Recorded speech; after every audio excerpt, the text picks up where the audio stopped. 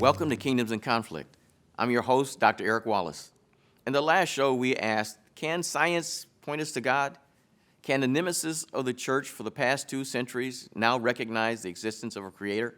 We continue our discussion with Dr. Stephen Meyer, the director of the Center for Science and Culture for the Discovery Institute and the author of the new book, The Return of the God Hypothesis. This is the second of a 2-part interview. We will discuss his new book and more when we return.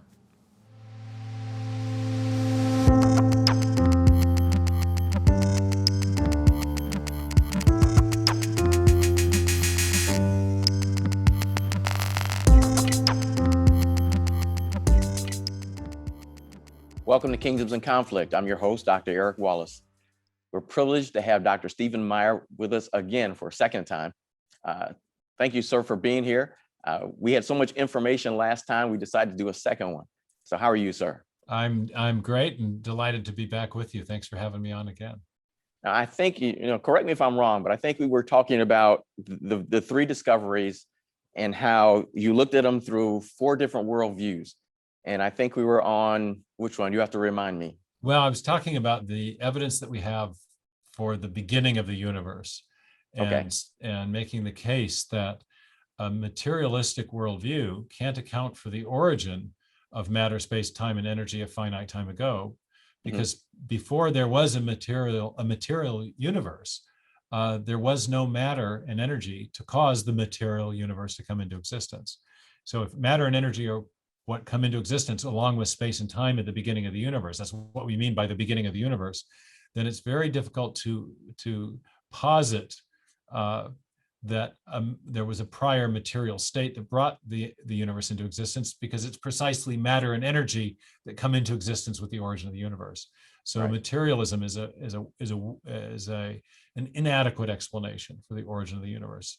In addition to which, materialists have always assumed that the universe was the only thing, that it was eternal and self-existent. It had always been here. Right. But if it begins to exist, then it requires some kind of cause or creator outside itself to explain its origin. And insofar as theism, as a worldview, posits the existence of an external creator, something beyond the universe, which has existence independent of the universe, it can actually provide an adequate explanation for the origin of the universe, especially when you consider some of the attributes that are associated with God. God is an agent with a mind, with volition. God can make choices and therefore institute or affect a change of state and can act as a creator. So the concept of God fits the causal profile that's required for any would-be explanation for the origin of the universe. So that was one example of the kind of reasoning, the philosophical reasoning that I do in the book to show why the God hypothesis provides the best overall explanation for the 3 big discoveries that have been made about biological and cosmological origins. The universe had a beginning. The universe has been fine-tuned from the beginning or very soon thereafter for life. And then thirdly, life itself reveals an inner complexity, digital information and information processing that suggests the activity of a mind and the origin of life.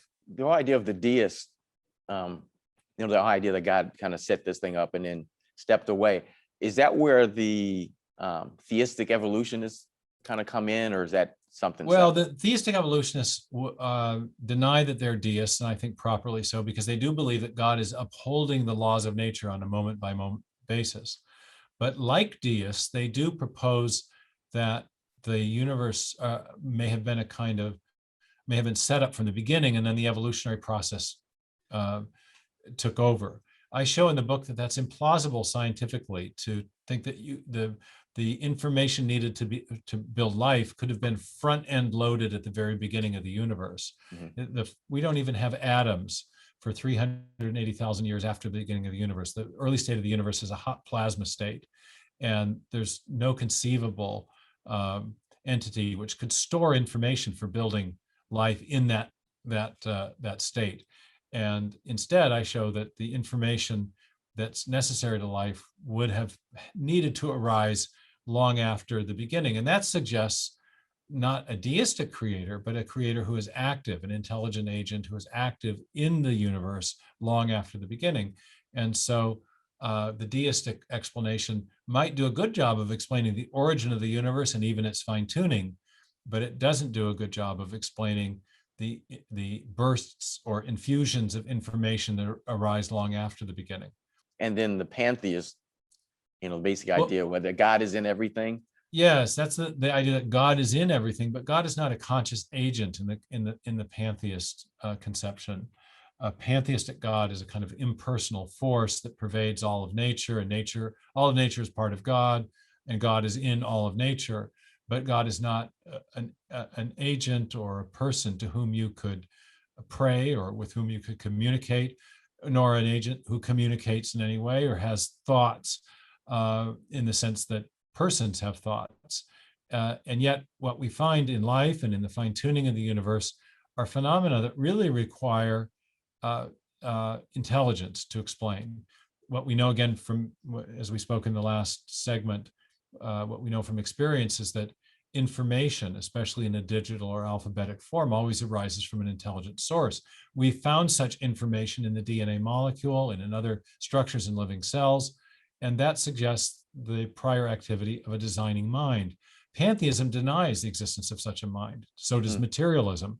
And so both pantheism and materialism as worldviews, I think, fail to account for the origin of that crucial feature of life. And similarly, the fine-tuning of the universe itself from the very beginning suggests the need for a fine-tuner. Fine-tuning is another way of talking about systems that have many improbable parameters that collectively work to achieve an overall function.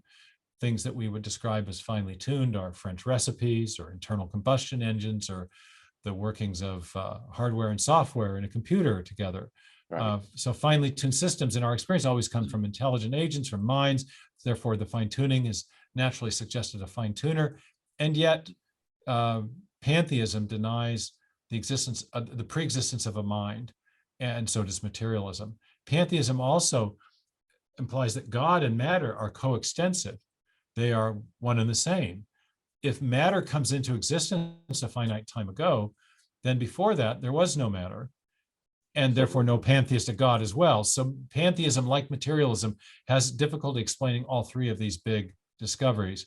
Deism could explain the first two, that the universe had a beginning and it was fine, and it's fine-tuning, but does a poor job of explaining the abrupt origin of new forms of life with the information necessary to produce them, which happens long after the beginning of the universe. It amazes me the extent in which the atheist materialists go to try and get around the whole idea about intelligent design. I mean, with multiverses and even aliens, for that matter. Well, yeah, it's one of the themes of the book, actually, that it's hard to, on the basis of scientific evidence, I don't think any scientist will say, well, we can prove something with absolute certainty, the way mathematicians prove things. Right. But one of the ways you know that an explanation is failing is that the proponents of the explanation begin to add elements to the explanation, making it more and more convoluted and exotic. This is right. The idea behind Occam's razor, that we shouldn't multiply explanatory entities, that a simpler explanation that posits a single explanatory entity or a single set of coherent entities is a much better explanation than something that gets very convoluted and exotic. So to explain the origin of the information necessary to produce the first life on Earth, some scientists have acknowledged that information does come from a mind, but they've posited that the mind involved must be an exotic extraterrestrial or alien intelligence who, for some unexplained reason, decided to seed the first living cell on Earth and then watch the evolutionary process take root here. But they're quick to point out that alien intelligence must itself have evolved through a purely naturalistic Darwinian style process, which only pushes the question of the ultimate origin of life out into space without answering, where did the first cell come from and where did the information come from necessary to build the first living organism? I want to read you from your book, if you don't mind. I highlighted this And I think this comes from Thomas Nagel. It says that he explained in 1997, quote, "I want atheism to be true and am made uneasy by the fact that some of the most intelligent and well-informed people I know are religious believers. It isn't just that I don't believe in God and naturally hope that I'm right in my belief. It's that I hope that there is no God." And I read that, I'm like, wow, really? Well, Nagel's quite admirable for his candor on these matters. Mhm. And I wouldn't say that our persons opposite in this discussion are irrational, but what I would say is that they have a very firm commitment to a prior presupposition, the presupposition of materialism. Richard Lewontin, the famous biologist, evolutionary biologist from Harvard, who sadly just passed away, wrote in the New York Review of Books about that same time. I think it was about 1997. I have to check, but and he said that we hold to the ideas like the multiverse, these exotic explanations, not because the evidence compels us, he said, but because we have to have an absolute commitment to materialism as a worldview. And he said we have to have that because we cannot let a divine foot in the door, was the way he put it. And so if you start from the premise that matter and energy are the prime realities, the things from which everything else comes, and you're unwilling to consider any other alternative worldview as a hypothesis about reality, then you will be driven inexorably to these exotic explanations that seem to the average person to be almost like science fiction, alien designers, multiple universes, that sort of thing, right. Imaginary time, and on it goes. And this is actually one of the themes of the book, is that you can't, I don't claim that you can absolutely prove the existence of God, with complete certainty, but I do argue that it makes a better explanation. But positing the existence of God provides a better explanation for the key facts. And one hallmark of theism's superior explanatory power is that it does posit an entity that has the type of attributes that would be necessary to produce and therefore to explain the origin of the key facts that have been discovered about biological and cosmological origins, the fine-tuning, the information in cells, et cetera, the beginning of the universe. But in addition to that, when the materialists attempt to explain these things, basic materialism or basic naturalism no longer does the job. They have to supplement their hypotheses with ideas like, well, there's a gabillion other universes out there, so many, in fact, that renders the improbability of the fine-tuning probable somewhere in the universe or in one of the universes, and we just happen to be in that lucky universe.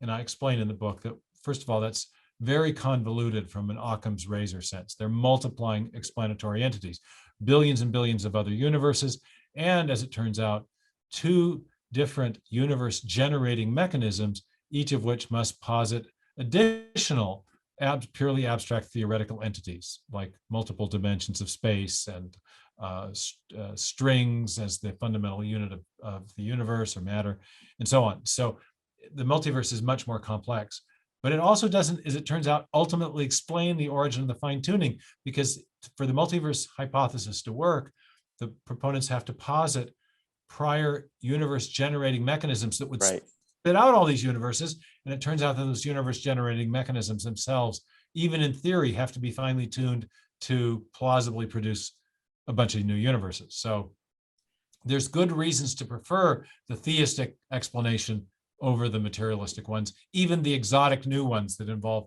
multiverses and alien designers. As I think of someone who's a pastor and so forth, what is at stake as the Discovery Institute fights these battles on a scientific level? What's at stake for the average person? Why should anybody out there care? Well, we live in a time when the leading intellectuals in our culture have told us that science properly understood undermines belief in God.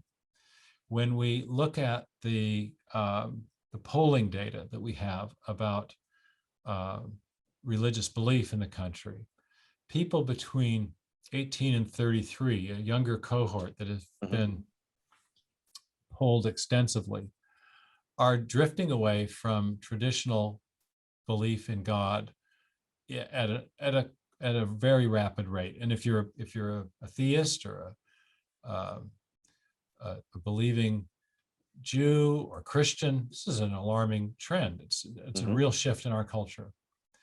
And when you probe that group, the pollsters call this the rise of the nones, the religiously and non-affiliated agnostics and atheists.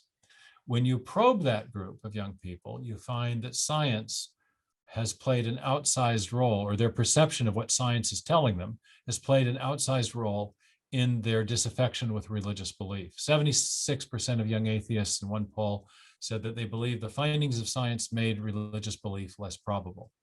And so we live in a time when there's a kind of strange bargain that's been made. Religion is okay, provided you don't make, religious people don't make any claims on reality. Religion becomes just a matter of their private subjective experience. Maybe it has something to do with values in some subjective sense. Whereas science is about the facts. And so if the claim is that science and the facts are against religious belief, most religious people will begin to doubt their beliefs. And many young people have definitely begun to doubt religious belief. I think that message is completely wrong.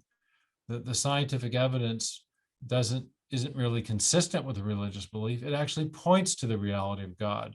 Amen. And therefore, this trend in the culture away from belief in God on the basis of the authority of science, which is actually the proclamations of a few self-appointed spokespeople for science, the new atheists in particular, is right. Badly mistaken. We should rethink this whole thing and get back to the viewpoint that gave rise to modern science, the view that the study of the natural world was the study of the handiwork of God, and that in so doing we were giving glory to God, and that the evidence of the natural world is actually pointing to the reality, and this is the argument of the book, the reality of an intelligent agent who is also who is both active in the creation and who transcends the creation, that is, has an existence separate from it and that's the argument of the book. Okay. So I think it's deeply important for restoring religious belief in the country. And I think that's important because the belief in God is closely connected with our sense of human meaning. And many of the new atheists themselves celebrate the way in which the denial of the reality of God gives them a kind of moral freedom to do what they want on the one hand, but also conveys a sense of ultimate insignificance to human life, that we can create significance for ourselves for our short time on earth, but meaning is something that only comes from persons. Nothing can mean anything to a rock or a planet or an atom. So if at the end of the day there's going to be a heat death in the universe and we will all expire, there will be no persons left that can confer meaning on anything. And so there is no ultimate or lasting meaning to human existence. That's part of the message of the new atheism. Some of them celebrate this openly as, just embrace it, as rather maybe celebrate's too strong. And I think that message has percolated through to young people. And I think it's one of the reasons we have near epidemic levels of teen suicide in the country and opioid epidemics among older people. I think people are numbing. I think there's a deep unspoken despair in the country and in Western culture that perhaps there is no ultimate meaning to our existence. For those young people out there who want to get in this line of work, want to study the hard sciences, but are afraid to go to places where they're pushing atheism. What do you suggest for those high school kids ready to go to college to study science, or somebody who's already got their first degree and is going on to get a PhD or go to graduate school? Yeah, fantastic. We have a lot of curricular resources where you can do some of your own study to get the other side of the argument. And so you might get in touch with us at the Discovery Institute. We have a summer seminar program for science majors who are in the upper division science majors, juniors and seniors, and then grad students up through the PhD and even the postdoc years. And so we do that every summer, usually in Seattle. With COVID, we've had a little hybrid model where we do a lot of stuff online, but we'll probably be back to full status on that next year. And I think the main thing is to recognize that you are likely going to find a unanarrative, one perspective as you're taking a lot of your science courses in a secular research environment.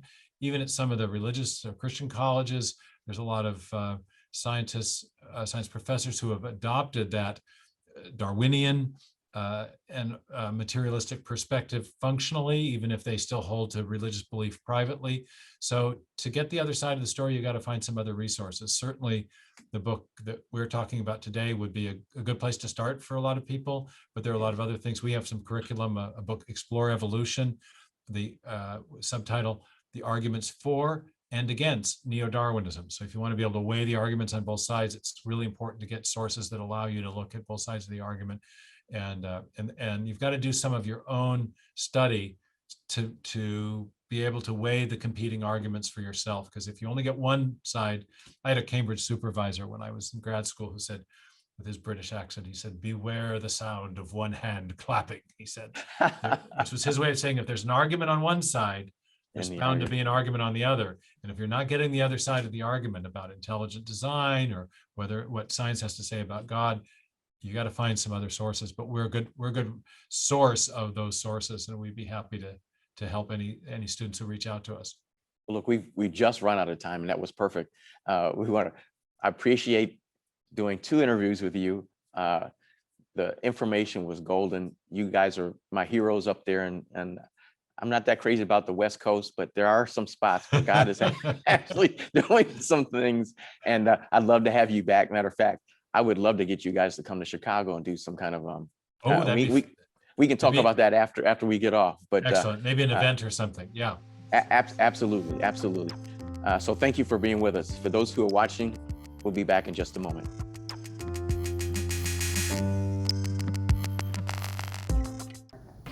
Hi, I'm Dr. Eric Wallace, President and co-founder of Freedom's Journal Institute for the Study of Faith and Public Policy. And I'm here today to tell you about a project that we're really excited about. It's called Racism in America and the Role of the Church. We live in a time and day of conspiracy, a threat to the poor, a threat to the have-nots. We're doing this series because we believe that the Black church needs to hear another voice. There's a voice out there that is secular. Society as well as the media are pushing the narrative that there's a resurgence in racism in America, especially with the rise of groups like Black Lives Matter and other protest groups. It's tearing the church apart. And I believe it's time for the church in general, and the African American church in particular, to have another voice that has a different point of view, a biblical worldview. I'd ask you to prayerfully consider making a donation to this project. Thank you.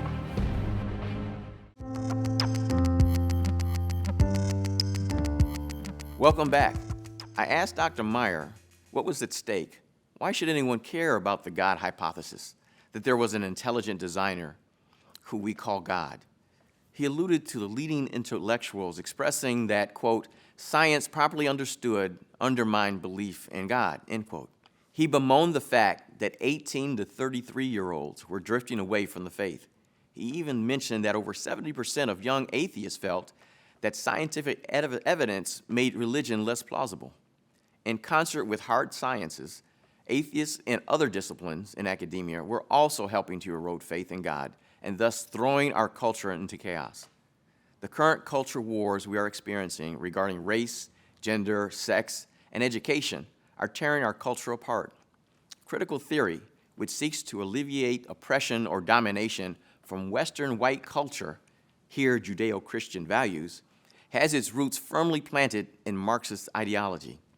The underpinning of this upheaval is the belief that God doesn't exist, or at minimum is not in control. It's all about the oppressed versus the oppressors, and the oppressors use the church. You see, if God exists and created the world in which we live, then we have to answer to him. If he doesn't exist, then we can do whatever we want. Humans are their own authority. They can be and do whatever they deem appropriate. For example, if God didn't make just 2 genders, male and female, we can make up our own, some 117 and counting. If God didn't establish marriage between a man and a woman, we can marry whomever or whatever we want. If God doesn't exist, then there are no absolutes. Our rights come from those in control. The Declaration of Independence is incorrect. It is null and void because it presupposes that our unalienable rights come from our Creator. Life has no meaning, purpose, or expectation if we are products of the random chance of material and energy. Like the first parents in the Bible, materialists want to decide what is good. They want to be like God, knowing good and evil, choosing what is moral, that man can become a woman and woman can become a man. The white people are born racist and can't help themselves, that gender is fluid, that God is dead or never was. As Craigie noted when commenting about Psalm 19, quote, "To the sensitive, the heavenly praise of God's glory may be an overwhelming experience, whereas to the insensitive, sky is simply sky and stars are only stars. They point to nothing beyond," end quote. However, in the culture, Marxists attempt to be free from all domination or oppression. They throw off the very thing that actually brings freedom, humble obedience to the Creator. Last time we spoke of the glory of God seen through the heavens as expressed in Psalms 19, 1 through 6. The remainder of Psalms 19, 7 through 14 not only highlights the personal involvement of this God, but also the freedom and pleasures that come from submitting oneself to his rule. Quote, "The law of the Lord is perfect, reviving the soul. The testimony of the Lord is sure, making wise the simple.